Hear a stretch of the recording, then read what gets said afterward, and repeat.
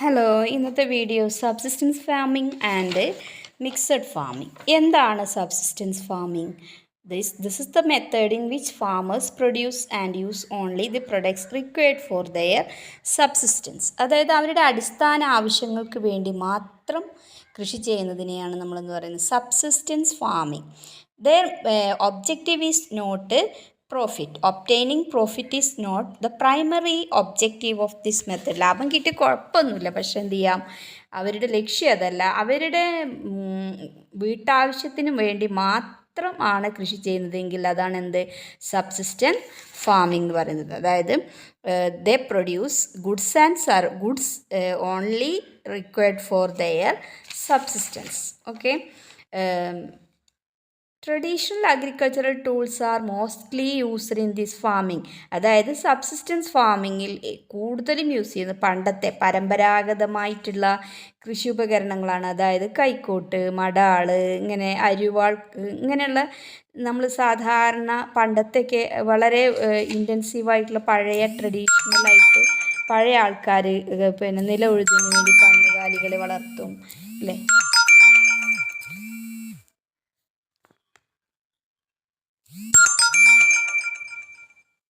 ഇതൊക്കെയാണ് എന്തെന്ന് പറയുന്നത് സബ്സിസ്റ്റൻസ് ഫാമിംഗ് എന്ന് പറയുന്നത്. എന്താണ് subsistence farming?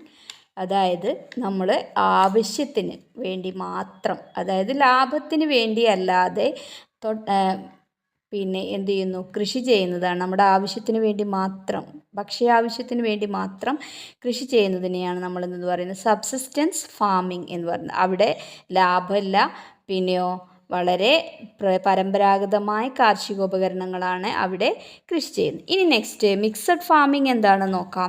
It is the cultivation of more than one crop in a given plot of land.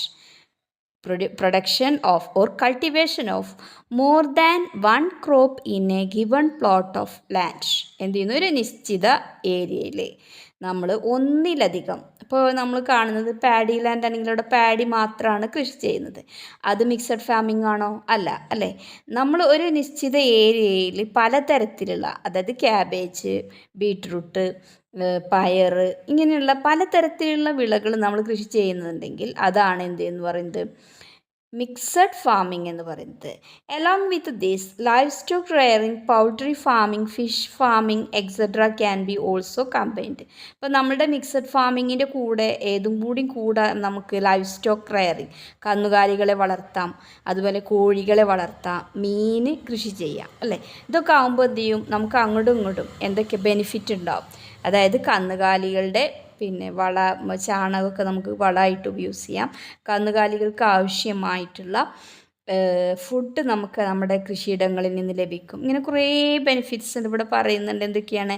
Live stock feed comes from agriculture. കന്നുകാലികൾക്ക് ആവശ്യമായ food എവിടുന്ന് കിട്ടും? Agriculture. Manure required for agriculture is also obtained from livestock. അതായത് പിന്നെ നമ്മൾ പറഞ്ഞു കൃഷിക്ക് ആവശ്യമായ വളങ്ങൾ നമുക്ക് ഈ കന്നുകാലികളിൽ നിന്ന് തന്നെ ലഭിക്കുക. അവരുടെ ചാണകമൊക്കെ നമുക്ക്, അത് ആട്ടിൻ കാഷ്ടം, ചാണകം, ഇതൊക്കെയാണ് മെയിനായിട്ട് കൃഷിക്ക് ആവശ്യമുള്ളത്. അത് നമുക്ക് അവിടെ നിന്ന് തന്നെ കിട്ടും. Cost of production will be relatively very law.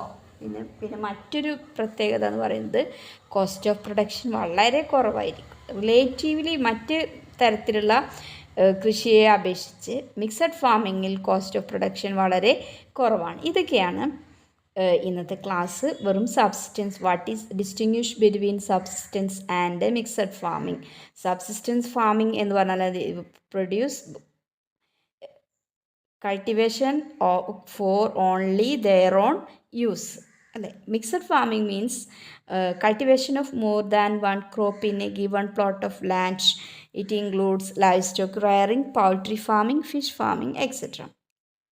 What are the benefits of mixed farming? Livestock feeds come from agriculture. Manure required for agriculture is also obtained from livestock. Cost of production will be relatively low. In next class നമുക്ക് വേറെ വിളകളുടെ വിവിധ തരത്തിലുള്ള വിളകളുമായിട്ട് നമുക്ക് വീണ്ടും കാണാം. Okay, Tata, bye bye. അപ്പോൾ video ഇഷ്ടപ്പെട്ടാൽ എല്ലാവരും എന്ത് ചെയ്യണം? ഷെയർ ചെയ്യണം, സബ്സ്ക്രൈബ്